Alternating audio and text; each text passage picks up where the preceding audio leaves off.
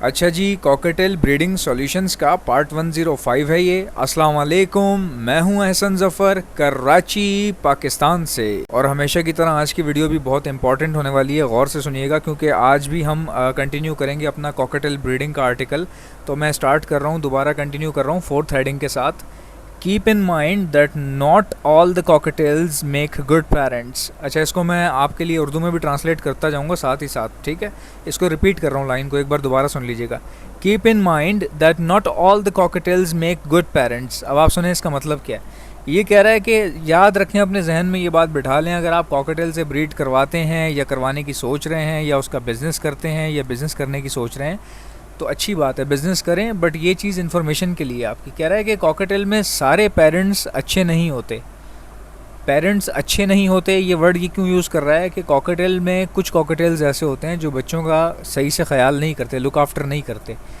तो इसीलिए आपको रेडी रहना चाहिए। हर ब्रीडर को, जो आदमी कॉकटेल से ब्रीड करवाता है, उसको ये पता होना चाहिए कि अगर कोई पेरेंट्स मेरे पास बच्चे नहीं पाल पा रहे तो या तो मैं उनके बच्चे ट्रांसफ़र करूँ, किसी और कॉकटेल के बच्चों के साथ मिक्सअप कर दूँ, और अगर मैं नहीं कर सकता, कोई ऐसा पेयर मेरे पास नहीं है जिसकी टाइमिंग इनके बच्चों के साथ मैच करती हो या इस साइज़ के बच्चे किसी और के पास हों जहां मैं शिफ्ट कर सकूं, अगर ऐसा नहीं है तो फिर you will have to be ready to hand feed them. आपको रेडी रहना चाहिए हैंड फीड के लिए। या तो आप हैंड फीड करवाएंगे उन बच्चों को, या फिर उन बच्चों को अर्जेंट बेसिस पे सेल आउट किया जाएगा। और इसके ख़रीदार वही लोग होने चाहिए जो हैंड फीड के मकसद ही से आपसे ख़रीदें।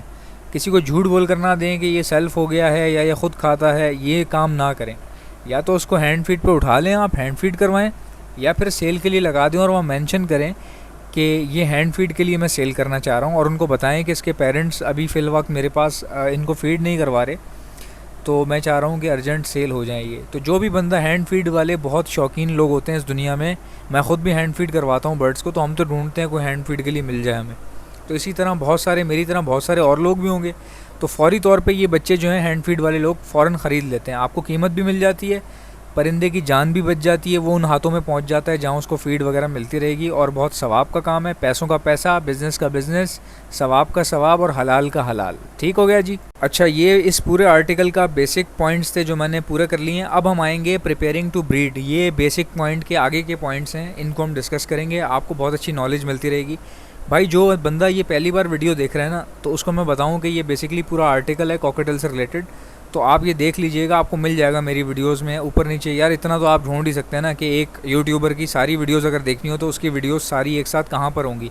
ठीक है, यूट्यूबर का आप जो है ना, जो नाम लिखा होता है, जो उसका चैनल होता है, उस पर क्लिक करें, उसका चैनल खुल जाएगा। चैनल के ऊपर, यानी उसके चैनल के ऊपर कुछ हेडिंग्स लिखी होंगी जहाँ वीडियोज़ लिखी होंगी, वीडियोस पे आ जाना, तो उसी पर्टिकुलर आपको यूट्यूबर की वीडियो मिल जाती है। ठीक हो गया जी।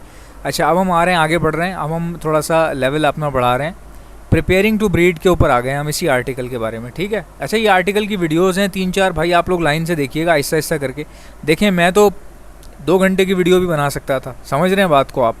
उस पूरे 2 घंटे में मैं ये आर्टिकल निपटा देता, मगर उसका मसला ये होता कि भाई बहुत सारे लोग कन्फ्यूज़ हो जाते हैं, इतनी सारी इन्फॉर्मेशन वो गैदर नहीं कर पाते, उनके जो है ना दिमाग के पकोड़े हो जाते हैं। ठीक है, तो वो इसलिए मैं इसको हिस्सों में समझाता हूँ, एक एक वीडियो बना के मैं आहिस्ता आहिस्ता से बता रहा हूँ, ताकि आपको जहन नशीं रहे, आप रोज़ सुनते रहें।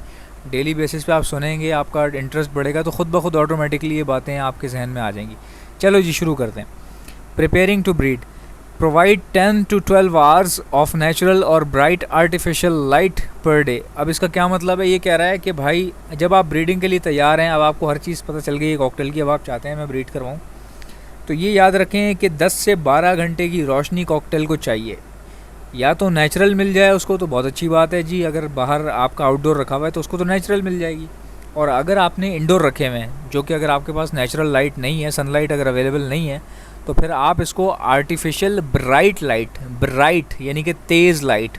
ठीक है, अब तो माशाल्लाह बहुत अच्छी अच्छी लाइट्स आ गई हैं जो कि इंडोर ब्रीडिंग में इस्तेमाल होती हैं, क्योंकि वो LED लाइट्स हैं। ठीक है, गर्म भी नहीं होती हैं, चुभती भी नहीं है आँखों में, लेकिन बहुत रोशन होती हैं, साफ़ लाइट होती हैं, ऐसा लगता है जैसे धूप निकल आई है। ठीक है, तो आजकल तो पाइपिंग वाली लाइट मिल रही है, पूरा पाइप की तरह से होता है, वो पिंजरे के इर्द गिर्द लिपट जाता है और इतनी ऐसी A1 लाइट हो जाती है। तो कॉकटेल जो है ना, वो ब्रीड करता है, लाइट उसको अट्रैक्ट करती है, ब्रीडिंग की तरफ ले आती है। तो लाइट होनी चाहिए, रोशन होना चाहिए आपका सेटअप। आप ऐसी लाइट्स लगाएं कि ब्राइट रहे, ब्राइट। ठीक है, अब हमारे यहाँ नॉर्मली क्या होता है, बल्ब लगा होता है एक नॉर्मल सा, भाई उसमें भी कॉकटेल ब्रीड कर देता है। मैंने तो कई लोगों के पास देखे हैं इतने डिम लाइट लगी हुई हैं और इतनी यानी कि बेकार किस्म की लाइटें लगी हुई हैं इंडोर सेटअप में, लेकिन फिर भी कॉकटेल ब्रीड कर रहा है। तो अगर आप ब्राइट लाइट देंगे तो और ज़्यादा जल्दी ब्रीड पर आ जाएगा, टाइम नहीं ज़ाया होगा आपका। समझ रहे हैं बात को। और दूसरा ये लिखा हुआ है cockatiels will breed any time of year. इसका मतलब ये कि कॉकटेल साल में कभी भी पूरा साल ब्रीड करता है। कॉकटेल पूरा साल ब्रीड करता है, इसका कोई मौसम नहीं होता, ठीक है। बस ये है कि बहुत ज़्यादा जब गर्मी पड़ती है, हब्स हो रहा होता है, यानी कि जब समझें कि लू चल रही है, हीट स्ट्रोक हो रहा है, उससे ये प्रॉब्लम में आ सकता है अगर आपने थोड़ा सा भी इसकी केयर नहीं की। जब बहुत ज़्यादा ठंड होती है, हवाओं के थप्पड़ मुँह पे जब पड़ रहे होते हैं ना, उस टाइम पे अगर आपने केयर नहीं की, कपड़ा नहीं लगाया या प्लास्टिक नहीं लगाए, तब भी ये प्रॉब्लम में आ सकते हैं। बाकी पूरा साल इनको कोई मसला नहीं होता, नॉर्मल वेदर हो, वार्म वेदर हो, ये चल जाता है। ये बहुत अच्छी ब्रीड आती है पूरा साल इनकी। फर्स्ट ब्रीड थोड़ी सी लेट करते हैं। अब लिखा हुआ है but they need a decent amount of light in order to breed. इनको एक अच्छी अमाउंट की लाइट चाहिए होती है ब्रीड करने के लिए। अच्छी अमाउंट की लाइट से मुराद ये कि ब्राइट लाइट दें, बता चुका हूँ मैं। Make sure that your cocktails have a source of natural और bright artificial light. Make sure करें कि अगर आपके पास नेचुरल लाइट नहीं है, सनलाइट नहीं है, तो कम से कम ब्राइट आर्टिफिशियल लाइट आपके पास आर्टिफिशियल लाइट होनी चाहिए, जो कि 10 से 12 घंटे एक दिन में चले। वो चलेगी तो फिर मज़ा आएगा, फिर कॉकटेल ब्रीड करेगा। चलो भाई दूसरे पॉइंट की तरफ आ जाओ। Feed your birds well. अब ये कह रहा है कॉकटेल को अच्छे से अच्छा खिलाएं। उसके बारे में सर्च करें कि कॉकटेल क्या खाता है, क्या चीज़ें शौक़ से खाता है और क्या चीज़ें उसके लिए अच्छी हैं। ये चीज़ें आप सर्च करें और वो चीज़ें खिलाएं। लिखा हुआ है before breeding it is important to ensure that your all birds are eating well. Feed them a balanced diet of food that is meant for cockatiels. Check on your birds often to make sure that both cockatiels have equal access to food and water dishes. If one bird is guarding the food and water, then you can add extra dishes of food and water. Good foods to give your cockatiels include. अब ये कह रहा है कि भाई अच्छे से अच्छा खाने को दें उसको। लेट्स सपोज कॉकटेल में क्या होता है कि अगर आपने जैसे कॉलोनी में रखे हुए हैं और एक छोटा सा प्याला आपने डाला हुआ, उसमें दाने डाले हुए हैं आपने, तो क्या होता है कॉकटेल की आदत होती है जब वो खाता है ना, तो वो दूसरे कॉकटेल को बीच में नहीं आने देता, जिस तरह डॉगीज़ में होता है। डॉगी में कहा जाता है जब कुत्ता खाना खा रहा हो ना, उसको उस वक्त प्यार नहीं करो। उसको ऐसा लगता है जैसे मेरे साथ कोई शेयर करने वाला है खाना। यानी जब कुत्ता खाना खा रहा हो, दूध पी रहा हो, उस वक्त आप उसको हाथ नहीं लगाएं, वो अपने मालिक पर भी अटैक कर सकता है। तो ये इसी तरह कुछ कॉकटेल ऐसे होते हैं जो बहुत अग्रेसिव हो जाते हैं अपने फूड को लेके, किसी अब यहाँ तक कि अपने पार्टनर को भी नहीं आने देते। कुछ में ऐसा होता है। तो आप ऐसा ऑब्जर्व करें तो एक एक्स्ट्रा बाउल दे दिया करें खाने पीने का। खैर ये तो बहुत छोटा सा पॉइंट है, हो जाएगा। अब ये कह रहे हैं कॉकटेल में क्या क्या खाने को देना चाहिए। Cocktail seed mix, soft food दें सच एज ग्रीन्स, पास्ता खाता है भाई कॉकटेल बड़े शौक से, ये तो मैंने कभी खिलाया नहीं आज तक। कुक्ड राइस यानी उबला हुआ राइस, कुक्ड बीन्स यानी ये जो बीन होते हैं उबले हुए, जैसे लोबिया शोबिया हो गया, दाल हो गई, दालें वाले हो गए।